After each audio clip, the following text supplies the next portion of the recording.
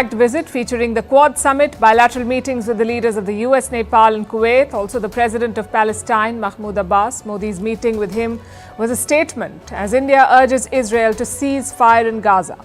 No meeting with Donald Trump or Kamala Harris, discussions on drones and semiconductors. Tonight we'll bring you all the highlights from this visit and look at what this visit by the Indian Prime Minister means for India-US ties. In Sri Lanka, Anura Kumara Dissanayake, or AKD, has won the presidential election. Who is he and what does his win mean for India?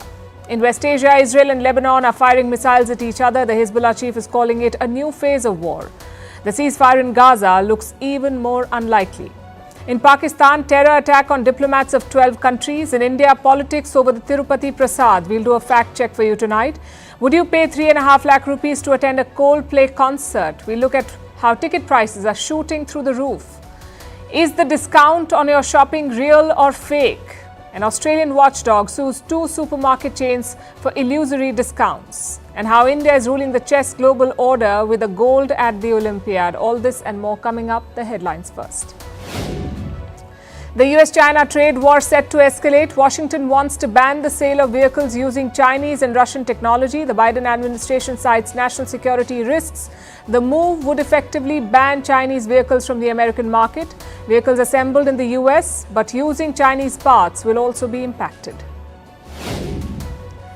Japan protests airspace violation by Russia. A Russian patrol plane entered its airspace thrice. Tokyo raises the issue with Moscow. Japan's military responded by scrambling its fighter jets and issuing radio warnings. This is the first confirmed incursion since 2019.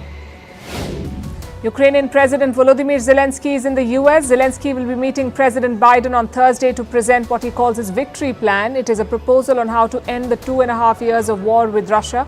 Zelensky will also be meeting US presidential hopefuls Kamala Harris and Donald Trump later this week. In India, the Supreme Court delivers a landmark judgment on child pornography, ruling that downloading and watching it is an offence. This overrules the order passed by the Madras High Court, which said that merely downloading and watching child pornography was not an offence. The Supreme Court called the High Court's judgment an egregious error. And Albania plans to establish a sovereign Muslim microstate within its borders. It will be run by a Sufi sect. The Vatican-like enclave will be within Albania's capital, Tirana. It will serve as the political home for the country's 4th largest religious community.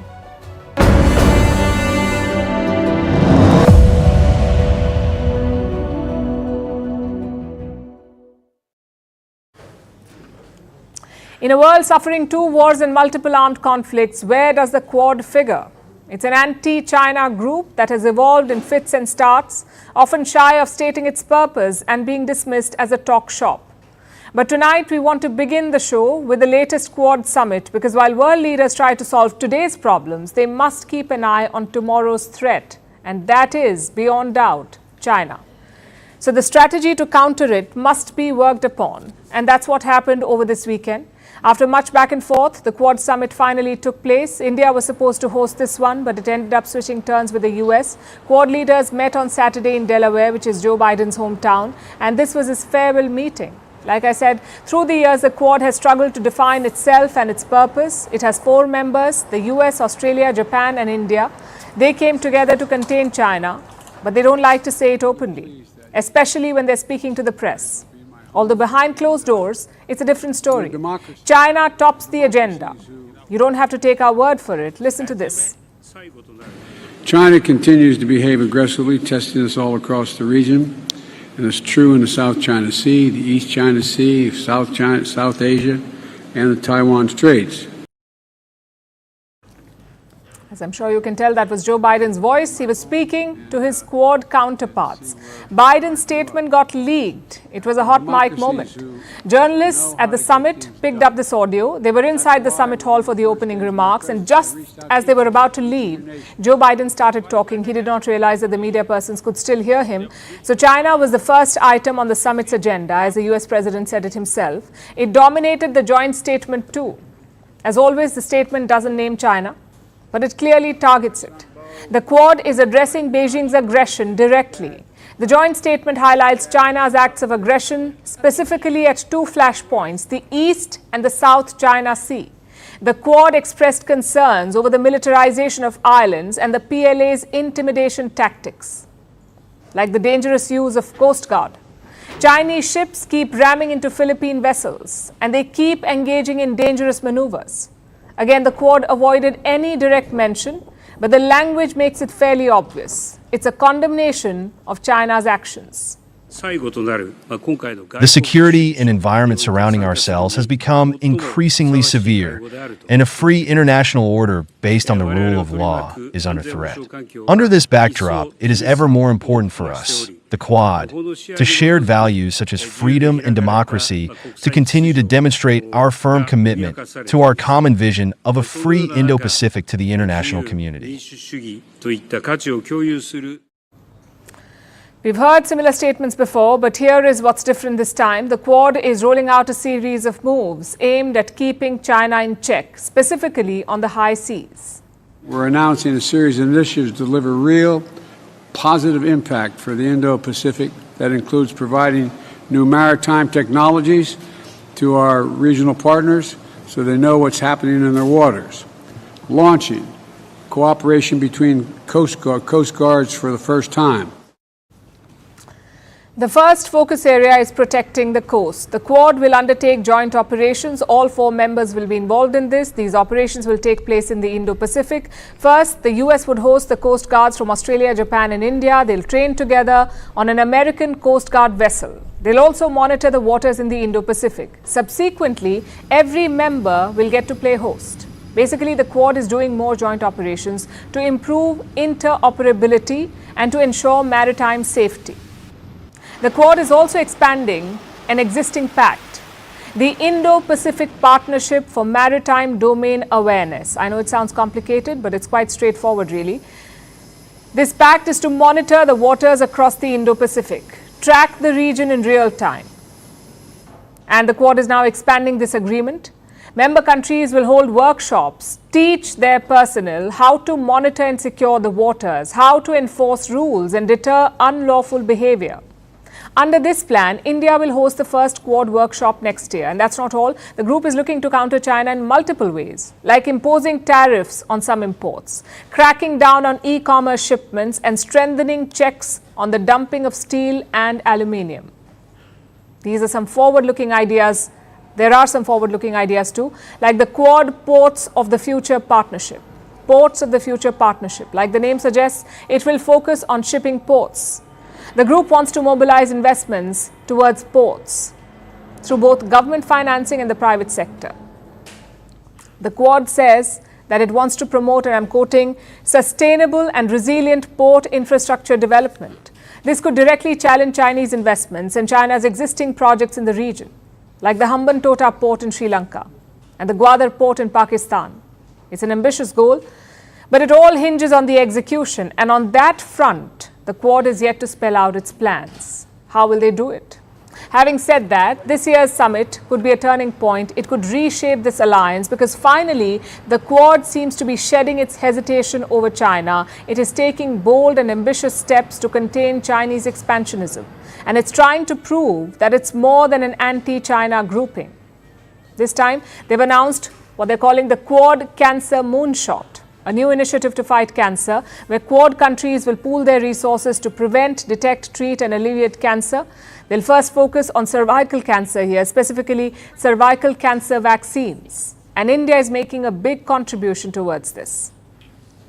Quad Moonshot Initiative के तहत $7.5 million के sapling kits, detection kits और vaccine का सहयोग देने की घोषणा करता हूं।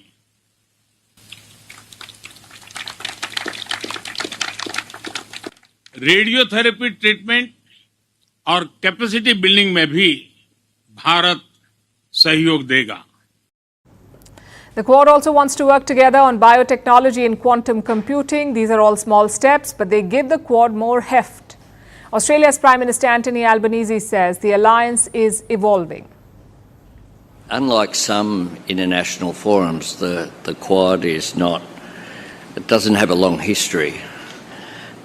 That means it's not defined by tradition, but it also means it's not confined by it. It means that as it develops, it can evolve. And that is, I believe, what is happening. Joe Biden himself would be pleased with this outcome. It was his last Quad summit, but it wasn't all smooth sailing. Biden made a few goof-ups too. Take a look at this. Distinguished guests, the President of the United States. Hello, hello, hello. By the way, that little thing up in the air there, thank you all for being here. And now, who am I introducing next? Who's next?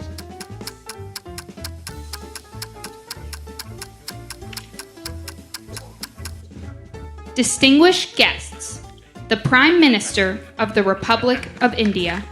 By the way, he's from a small country like ours, with low population, but he's become a good and decent man and a good friend. Thank you.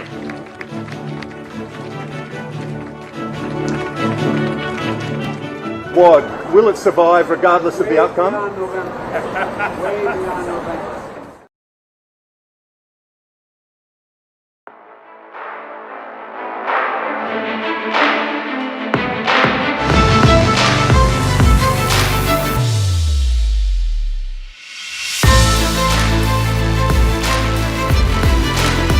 Bharat माता की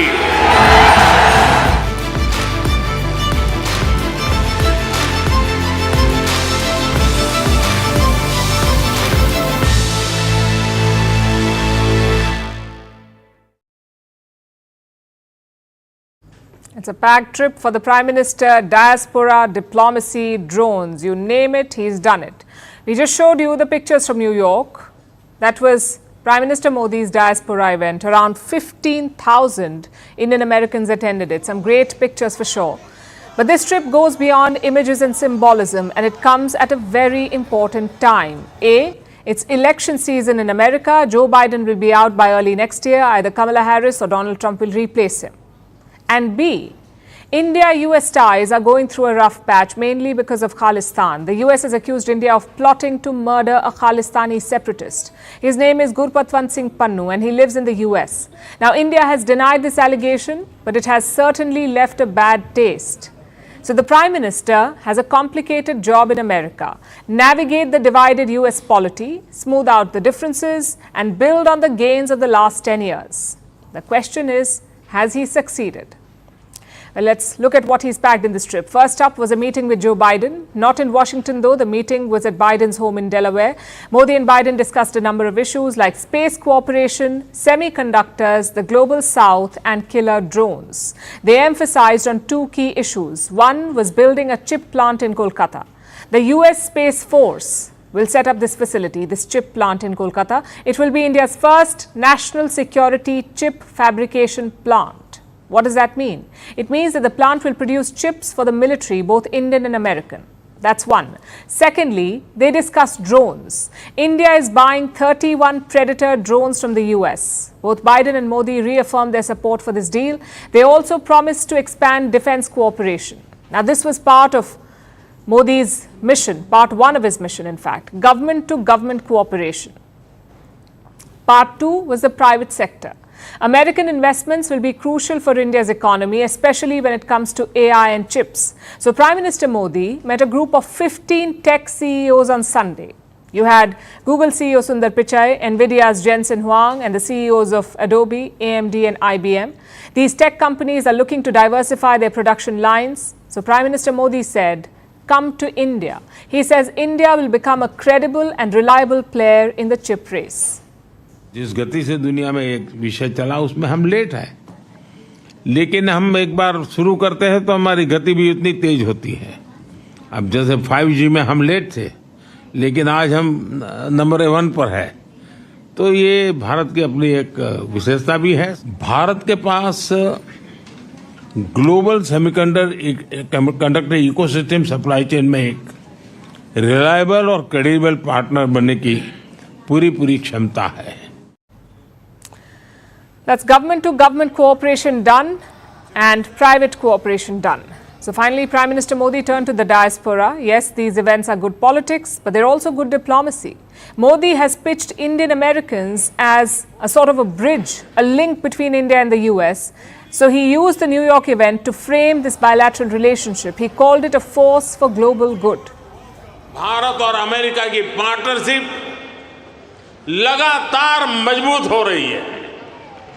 हमारी partnership global good के लिए है। दुनिया के लिए AI का मतलब है आर्टिफिशियल इंटेलिजेंस, लेकिन मैं मानता हूं कि एआई का मतलब है American Indian. Prime Minister Modi has also stayed away from US politics. Trump said that the Indian Prime Minister would meet him. So far, that meeting has not happened. The Prime Minister hasn't met Trump or Kamala Harris, which is very different from the last time. You may remember in 2019, Modi held a massive event with Trump in Texas, the Howdy Modi event, and that too in the middle of campaigning. There was some pushback against the optics of that event. So this time, Prime Minister Modi has steered clear. It tells you how this relationship has also grown and how mature it has become. The visit also follows Modi's trips to Ukraine and Russia. He met both Zelensky and Putin. He also called for peace. That was a clear display of India's strategic autonomy. But autonomy does not mean isolation. India is very much keen on building ties with all countries, all its partners. And in that group, the US is a strategic priority, an area of focus. That's the biggest takeaway from this trip, really. The maturity and resilience of this relationship, which wasn't the case before. There was a lot of trust deficit between the two sides, so even small issues could derail progress. Maybe not anymore. The Khalistan case may remain a thorn, but it's not affecting the wider cooperation. Modi and Biden still discussed national security priorities like semiconductors, defense products, supply chains. The focus is not on a myopic, China-centric partnership. It's on a long-term symbiotic relationship. In the last 10 years, Prime Minister Modi has invested a lot in these ties. This is his 9th US visit as Prime Minister of India, and it doesn't look like his focus will change in the 3rd term.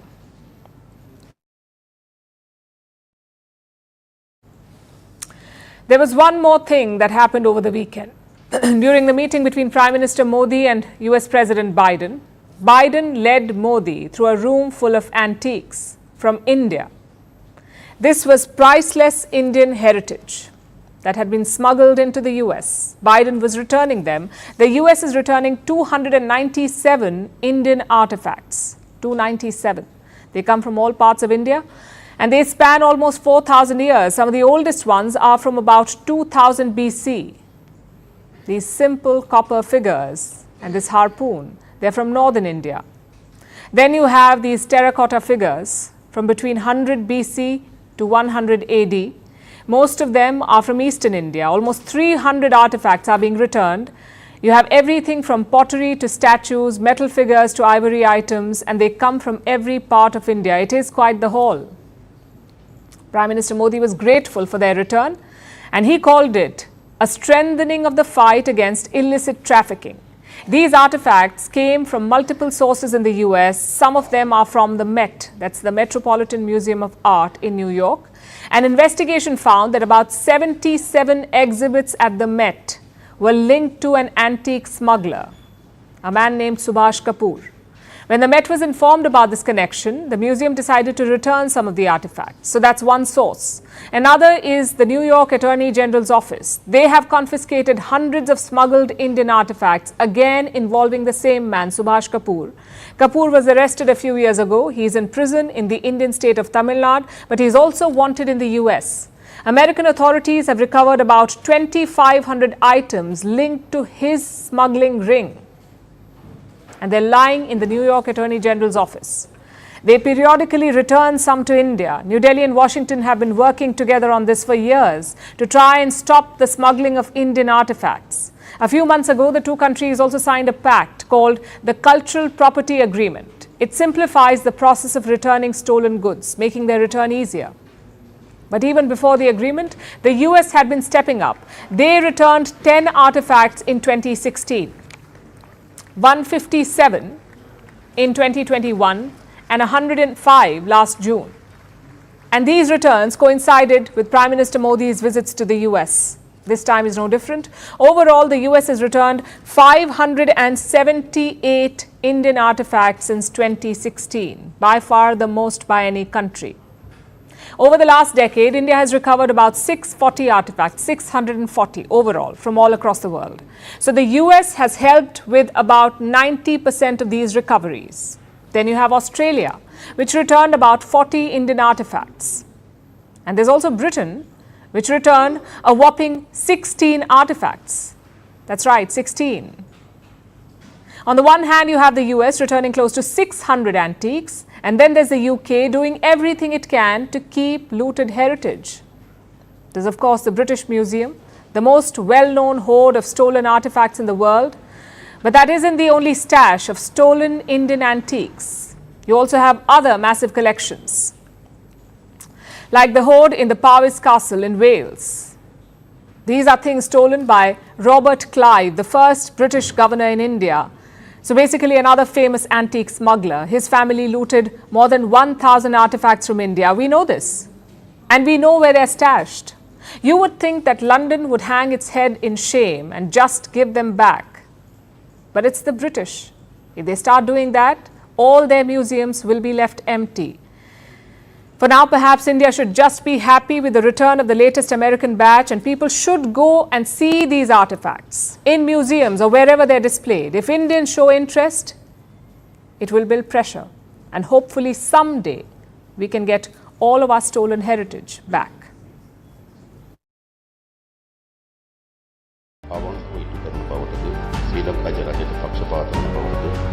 මාගේ උපරිම ශක්ති ප්‍රමාණයෙන් ශ්‍රී ලංකා ප්‍රජාතාන්ත්‍රික සමාජවාදී ජනරජයේ ශ්‍රී ලංකාවේ දේශීය තුල වෙනම රජයක් පිහිටුවීමට කෙලින්ම හෝ අන්‍යාකාරයෙන් ශ්‍රී ලංකාව තුළදී හෝ දේශනා කිරීම කරන බවද ගෞරව බහුමාන්‍ය යුක්තව ප්‍රකාශ කොට තිබෙනවා.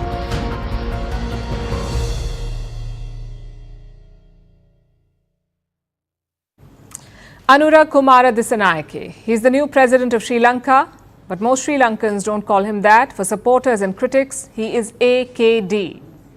And he's got many labels: Marxist, left-leaning, ethno-nationalist, anti-India. I could go on and on. But tonight, we're looking at the leader underneath the labels.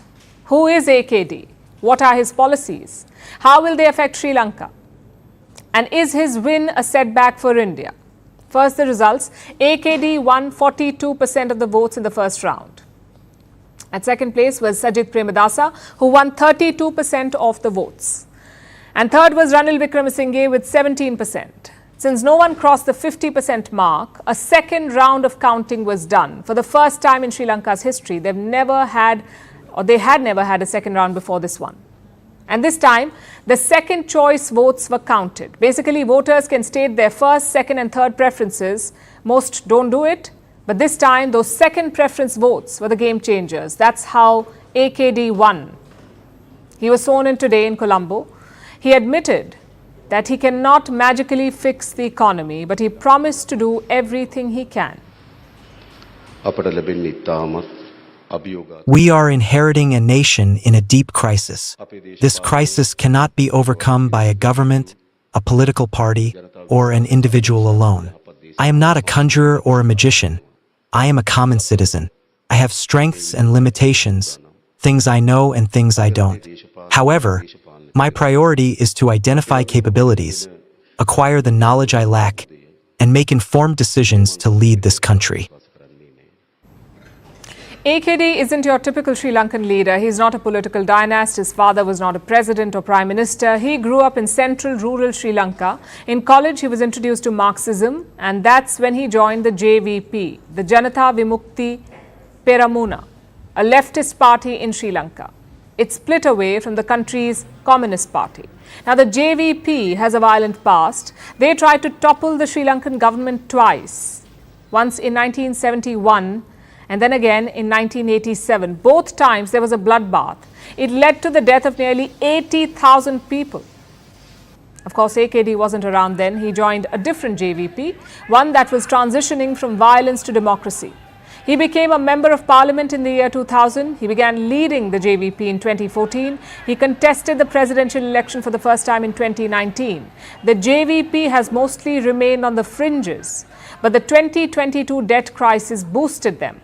Sri Lankans rejected the so-called mainstream politicians. They were fed up with corruption, mismanagement and dynastic politics, and that's what AKD tapped into. He pitched himself as a political outsider. He did not use Marxist tropes of class struggles. Instead, he talked about corruption and taxes, things that ordinary people would understand and relate with. And clearly the strategy worked. But his challenge is not over yet. AKD must form a functioning government. He must appoint ministers from the parliament. Just one problem though. His party has just 3 MPs, including him. So how can AKD form a government? Well, he's expected to call for a snap parliamentary election. Until then, he can appoint a caretaker cabinet. So expect back-to-back elections in Sri Lanka. Now we come to the policy. AKD is a 21st century Marxist. He supports foreign trade and investments. In fact, he spoke about it today. He said Sri Lanka cannot live in isolation. Our country needs international support. Regardless of the power divisions in the world, we intend to work with other nations to benefit our country. We are not a nation that should be isolated, but one that must move forward collectively with others. Nonetheless, questions remain, especially on the IMF bailout. Sri Lanka negotiated a $2.9 billion deal in 2023. As part of it, some austerity measures have been introduced, like higher taxes and lower subsidies. AKD says that he will renegotiate this deal. As president, he can tweak some parts of it, but that could delay the bailout funds. And a lot of experts are worried about that. If the new president is not careful, he could derail the current progress. Which brings us to the geopolitics. India and China were keenly watching this election. Ideologically, AKD is close to China, plus his party has an anti-India past. They opposed India's peacekeeping deployments in Sri Lanka, even targeted Indian troops and businesses. Does AKD share that animosity? Well, not publicly. After his victory, the Indian High Commissioner met AKD. He was the first foreign diplomat to do so. Prime Minister Modi also congratulated him. He said Sri Lanka has a special place in India's policy. AKD thanked Modi for his wishes. He promised to strengthen India-Sri Lanka ties too. Well, China also congratulated him. President Xi Jinping apparently sent a message to the new president. The question is, should India be worried about him? It's no secret that AKD was not India's favourite. New Delhi would have liked Vikramasinghe back or Premadasa to win, but it was prepared for all scenarios. In February, New Delhi hosted AKD. Both Foreign Minister Jaishankar and National Security Advisor Ajit Doval met him, sort of like an icebreaker. NSA Doval also travelled to Colombo last month. Again, he met AKD. So this result isn't a surprise for New Delhi. Not like the Maldives or Bangladesh. This time, India was prepared for it. As for the policies, it's a waiting game. No one really knows what AKD's foreign policy will look like. Consider the Chinese spy ship voyages. As a leftist, will he see them as imperialistic moves? Or will he give a fellow leftist country a pass? These are questions only time will answer.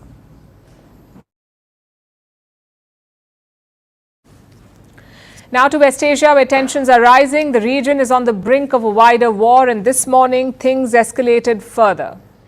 Israel struck southern Lebanon with missiles. It attacked 300 Hezbollah targets, killed at least 270 people and injured another 1,000. The death toll is only a preliminary count, so it is likely to rise. It is the deadliest day of Israeli strikes in Lebanon since the year 2006. People in Lebanon are fleeing the south. Schools have been closed and the locals do not know what to expect. Meanwhile, Beirut is calling this a genocide.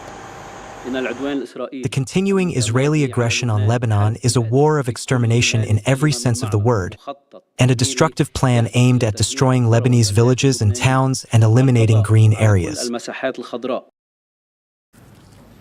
This morning, most Lebanese citizens received a text. It was from Israel asking them to evacuate. This is the first time Israel has sent a message like this, so it took people aback, including the country's information minister.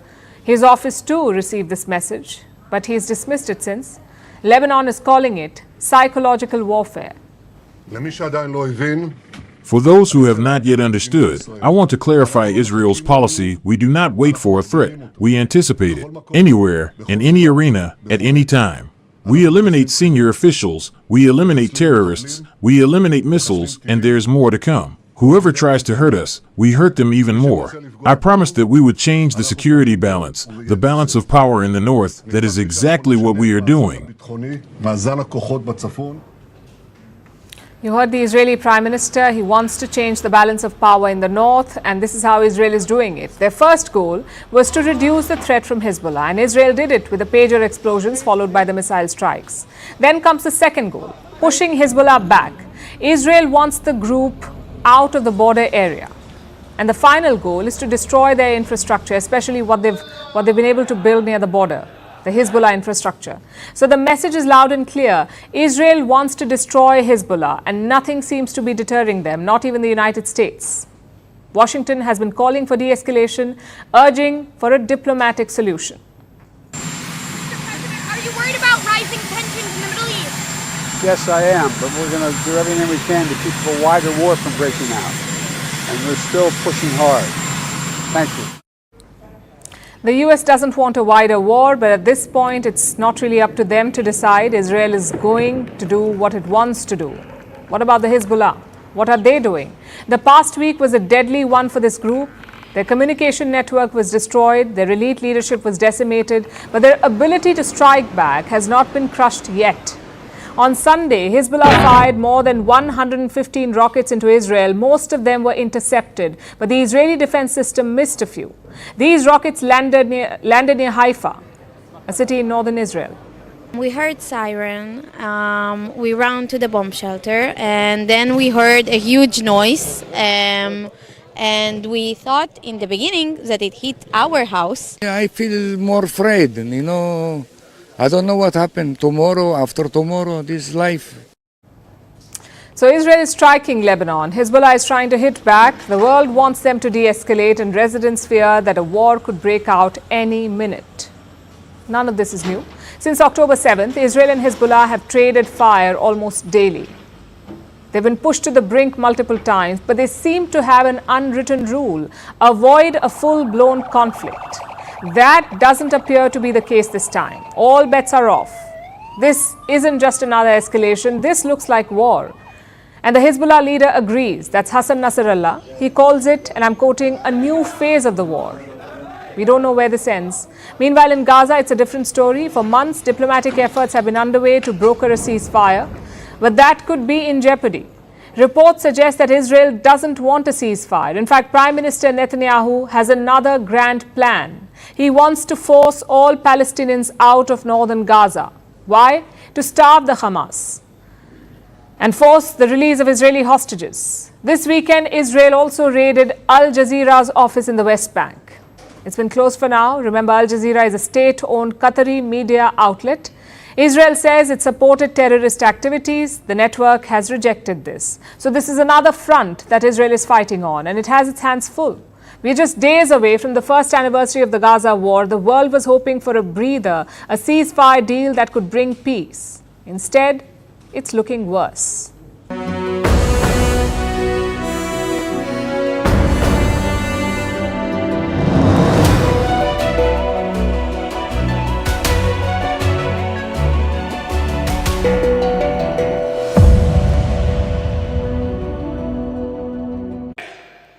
तनाव है तो दूसरी तरफ कई देशों में democracy का जश्न चल रहा है। आज जब भारत ग्लोबल प्लेटफॉर्म पर कुछ कहता है तो दुनिया सुनती है। Initiative on critical and emerging technology, ISET inclusive innovation के लिए हमारे साझा कमिटमेंट का प्रतीक है। आप में से कई साथियों से मैं पहले भी मिला हूं। भारत आपकी ग्रोथ स्टोरी से फैमिलियर है और हम उस पर ट्रस्ट भी करते हैं। आज का भारत एम्बिशियस सपने देखता है और उन्हें पूरा करने का भरसक प्रयास भी करता है। आज भारत विश्व की 5वीं सबसे बड़ी इकोनॉमी है, विश्व की सबसे तेजी से ग्रो करने वाली इकोनॉमी है और मैं पक्का मानता हूं कि मेरा ये जो तीसरा कार्यकाल है उसमें हम 3rd लार्जेस्ट इकोनॉमी का हमारा जो गोल है उसको हम अचीव कर लेंगे।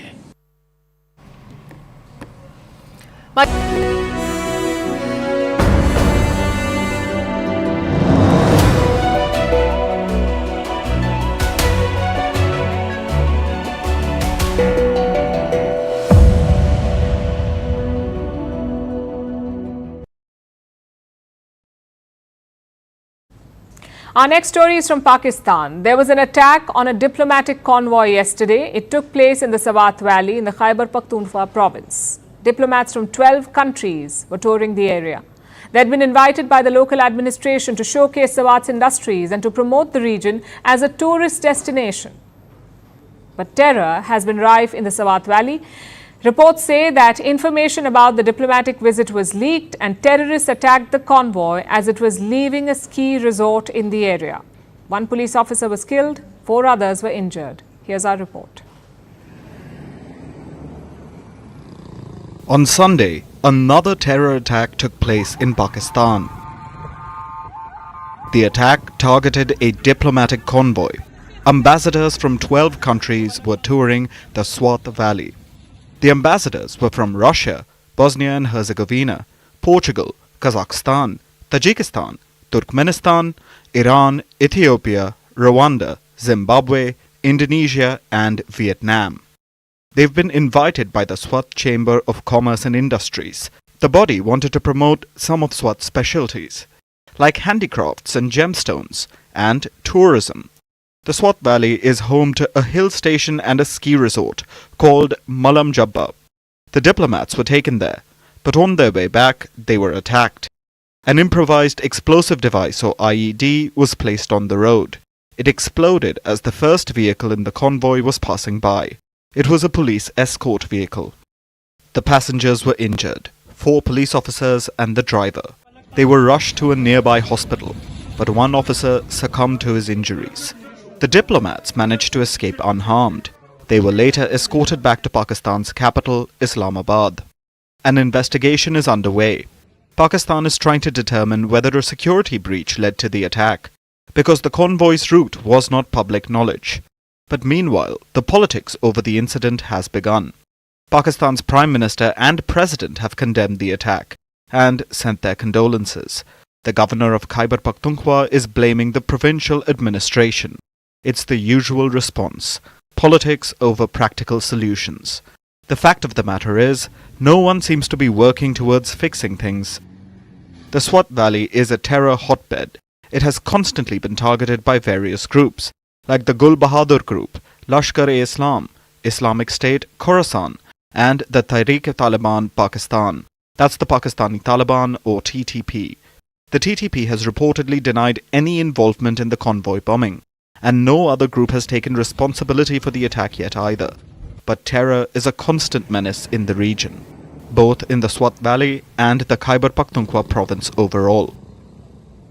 Over 100 police officers and about the same number of civilians have been killed in Khyber Pakhtunkhwa since the beginning of this year. This includes 5 Chinese nationals who were killed in a suicide bombing in March. But before addressing this deep-rooted problem, the Swat officials want to try and promote the region, bring in more foreigners, tourists from at least 12 countries. That is why the diplomats were invited, to help promote Swat as a tourist hotspot. Yesterday's attack probably wasn't the publicity they were looking for, but it's a grim reminder of reality in Pakistan.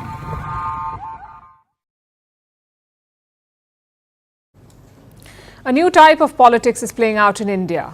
Prasad politics. I'm sure you've read about it or heard about it. It's unfolding at one of India's most famous temples, Tirupati in Andhra Pradesh. The temple has a special sweet offering or prasad. It's a type of laddu. It is first offered to the deity and then it's distributed to the devotees. So it's a very important part of the Tirupati pilgrimage. But the Andhra Pradesh Chief Minister says the laddu has been defiled. How? Well, the temple uses ghee to make laddus, and the Chief Minister says this ghee was adulterated, that it had traces of animal fat. And he's blaming this on the previous Chief Minister, that's Jagan Mohan Reddy. The current Chief Minister is Chandrababu Naidu. He is a coalition partner of Prime Minister Modi at the centre. Naidu says that Jagan's government defiled the Tirupati laddu, and his party has shown a lab test as proof. And since then, it's become a major controversy. Well, you can see why. Tirupati is a very important temple in India, also one of the richest in the world. Reports say the temple is worth 3 lakh crore rupees. 3 lakh crore rupees, that's around 36 billion US dollars. And the laddus, around 300,000 are distributed every single day. They make around 500 crores in sales. That's $60 million daily. But forget the money and sales. This issue is about religious beliefs. Did the previous Andhra government violate them? Well, Jagan Reddy says no. He's written a letter to Prime Minister Modi. He says Chandrababu Naidu is lying. I know you must have read a lot of theories about this story. I know many of you must be angry too. So tonight we are bringing you the facts. First of all, was animal fat used to make laddus in Tirupati? The answer is no, and we are not the ones saying it. The temple authorities themselves are. The ghee in question was delivered by a Tamil Nadu dairy. They shipped 10 containers to Tirupati. Four of these containers were rejected by the temple. Why? Because they failed the quality test. Afterwards, these failed samples were sent to a lab, and that lab report is now going viral. So let me repeat, the adulterated ghee was not used to make the laddus. It was rejected by the temple. Which brings us to the second question. Was Jagan Mohan Reddy involved? Well, only a proper investigation can confirm that. But we will say this. Things are not as simple as they seem. Jagan's government did give out a contract to this supplier. But these ghee samples, these ghee shipments were delivered in the month of July when Jagan Reddy was not Chief Minister. Chandrababu Naidu had taken over. So it's too early to start assigning blame. Which brings us to the final question. Is there a political angle to this? Again, we cannot be sure. Chandrababu Naidu has used religion in the past to attack Jagan Reddy. You see, Jagan Mohan Reddy is a Christian. Naidu has accused him of targeting Hindus in Andhra, even promoting forceful conversions. In 2021, he called Jagan a Christian CM. Could this laddu claim be an extension of that politics?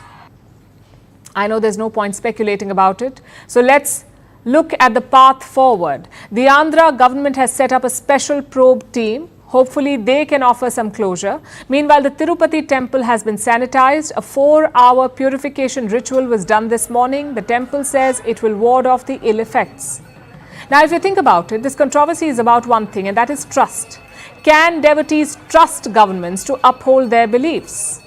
That's the bedrock of Indian secularism. We do not separate the state from temples or churches like in the West.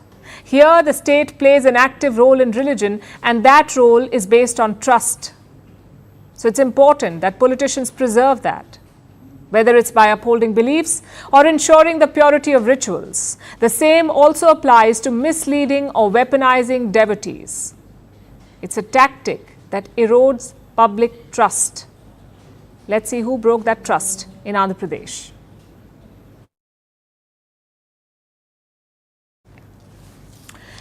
Nobody said it would be easy. Nobody said it would be this hard. These Coldplay lyrics have never rung more true. Yesterday was D-Day for Coldplay fans in India. The band is performing in Mumbai next year and the tickets went on sale. 13 million people logged in to buy the tickets, 13 million. But most were just stuck in the queue.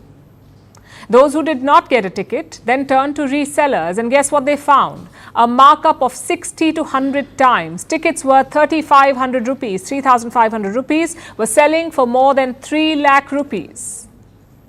Guess we don't need somebody with superhuman gifts. We just need somebody with Coldplay tickets. Our next report tells you why concerts are getting more and more expensive and why buying tickets is so difficult. It wasn't a typical Sunday for Coldplay fans here in India. Armed with multiple devices, fingers poised over keyboards, credit cards clutched like golden tickets, WhatsApp groups buzzing with updates, and a constant chorus of, "Is it live yet?" Fans prepared for an adventure of a lifetime. After all, Coldplay was finally returning to India. It was the stuff of dreams, except it soon turned into a nightmare for millions. The sale was supposed to go live at 12 p.m., but the moment the clock hit 12, thousands were logged out. They couldn't access the Book My Show app. When they finally could, they were added to a long queue, a queue of millions. 13 million people logged in to buy tickets. Only a handful of them managed to snag them. The tickets were sold out in the blink of an eye. But soon came some divine intervention, another extra show. Coldplay are performing in Mumbai on the 18th and 19th of January. They added another concert on the 21st, so fans had hope again. But even this act of mercy brought fresh agony. People complained of inconsistencies. They were assigned random numbers in the queue. Soon, those tickets ran out too. So what did the fans do? They turned to the black market, to ticket resellers, but nothing could fix their despair. A ticket originally priced at Rs 3,500 is selling at Rs 350,000. That's a 100-time markup. And this isn't just the story of Coldplay, it's the story of concerts across the globe. They are getting more and more expensive. Ticket prices across the globe are up by 23% this year. In some countries, it's as expensive as taking a vacation. And there are many reasons for this. First, the cost to hold a concert after the pandemic has gone up. There's rising transport costs. Freight costs are high. Stage equipment is more expensive. And with more and more concerts, most of that equipment is booked, which further hikes the prices. Then there's those who travel for concerts. The cost of flight tickets are rising, and so is the accommodation cost. Which is just like more inspired by...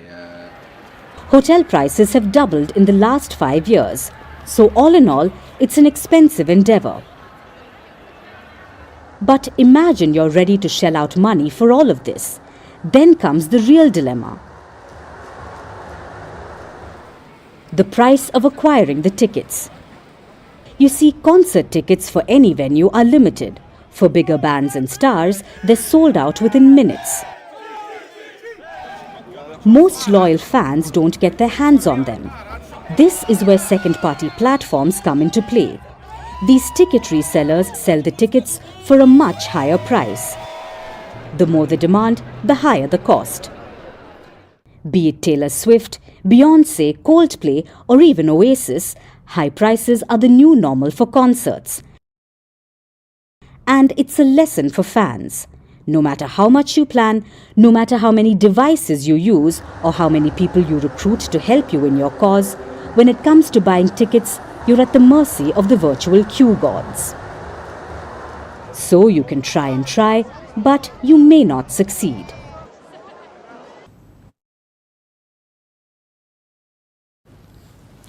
India has arrived as a chess nation. Our chess masters have created history. They have clinched a double gold at the Chess Olympiad in Budapest.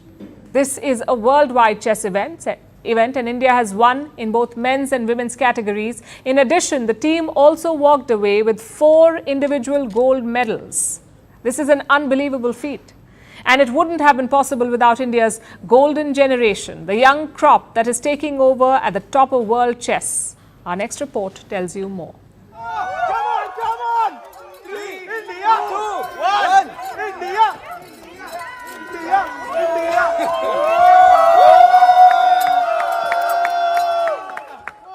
Now that's how you celebrate a historic win. India has won a double gold at the 45th International Chess Federation or the FIDE Chess Olympiad in Hungary's Budapest.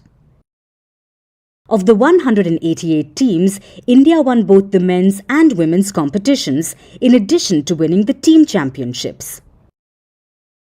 India also walked away with 4 individual gold medals, with D. Gukesh, Arjun Erigesi, Divya Deshmukh and Bantika Agarwal claiming individual honours.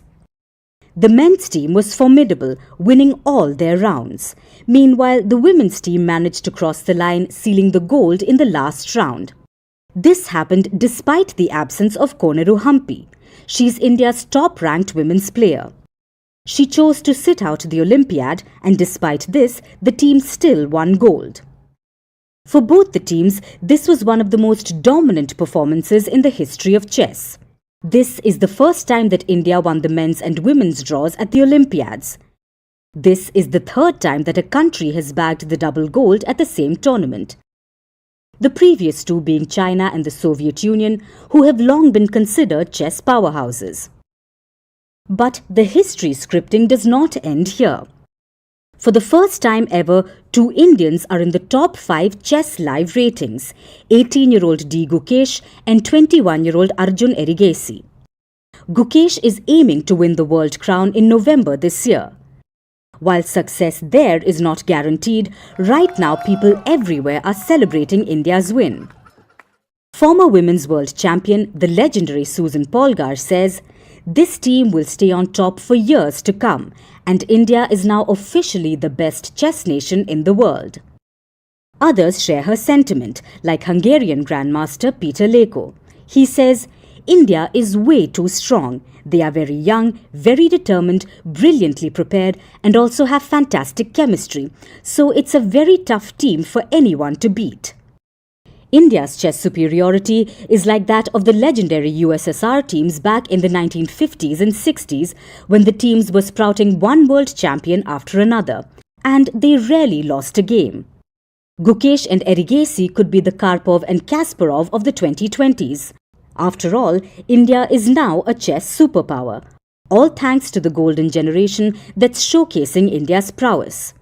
This has been the greatest chess year for the country. Apart from making history at the Olympiad, in April, 3 Indians made the cut for the Elite Candidates Tournament for the first time, besides 2 women competing in the Women's Candidates competition. Among these 5 players, Gukesh became the youngest ever to win the event. In June, apart from this, R. Praganananda took down world number 1 Magnus Carlsen for the first time in the classical format at the Norway Chess Tournament. Now, Gukesh could cap it off by becoming the youngest world champion in history. The world will be watching. But no matter the outcome, one thing is clear for all to see. India's chess reign has begun.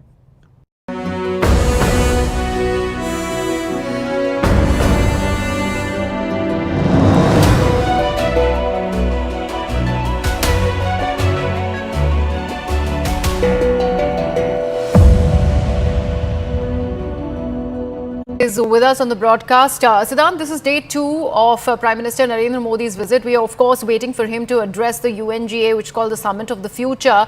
First of all, what can be expected?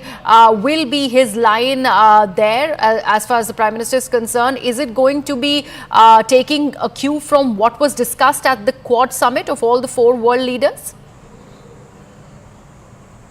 Well, Greha, as far as Summit of the Future address of Prime Minister Modi is concerned, it's going to be very, very significant. In fact, we could see Prime Minister touching upon his visits to Russia and Ukraine. We could also expect Prime Minister Modi to give message of peace from that dais. And in fact, the sources have also confirmed to me that there is going to be something big on Russia-Ukraine conflict. Prime Minister would not only touch upon the conflict, but he could possibly give some kind of a solution also to the world, how peace can be restored in Europe. And the second focus of Prime Minister Modi is going to be the concerns of the countries from the Global South, Korea, because India just organized Global South Summit in the month of August.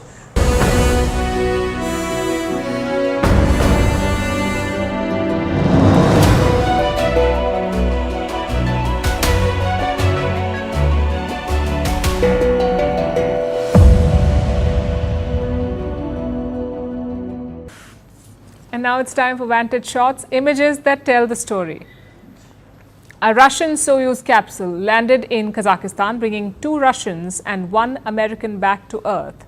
Residents paddled through flooded towns as Hungary deals with record floods. And the world's largest beer festival, the Oktoberfest, kicks off in Munich. Finally, taking you back in history, on this day in 1846, the planet Neptune was discovered. A German astronomer spotted it first. After observing its movements for 24 hours, it was confirmed that it was indeed a planet. The blue gas giant was named after the Roman god for sea. We're leaving you on that note. Thank you for watching. We'll see you tomorrow.